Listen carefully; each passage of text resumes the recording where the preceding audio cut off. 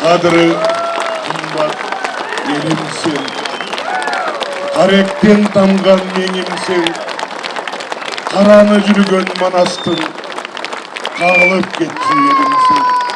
Мына ушул элим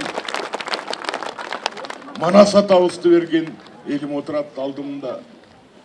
Байдылданы берген элим отурат алдымда. Мен Байдикемди көрүп Байдикеме кызмат кылганыма разымын. Мен депутаттык мандатым эмес. Байдикемдин көзүн көрүп Байдикеме аз да болсо кызмат кылсам, мен ошого разымын. Биз саясатчылар элди жакырчылыктан алып чыгабыз дейбиз. Руханий дүйнөсү жакыр эл эч убакта жакырчылыктан чыкпайт. Чыгууга да мүмкүн эмес.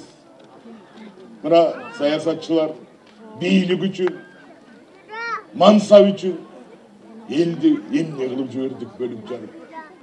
Элдин башын бириктире турган дагы эле Байдикеме окшогон инсандар, кыргыздын башын бириктире турган бүгүн мына бүт инсандарыбыз биздин алдыбызга келди. Мына кыргыз элинин байлыгы мына отурат алдыңарда.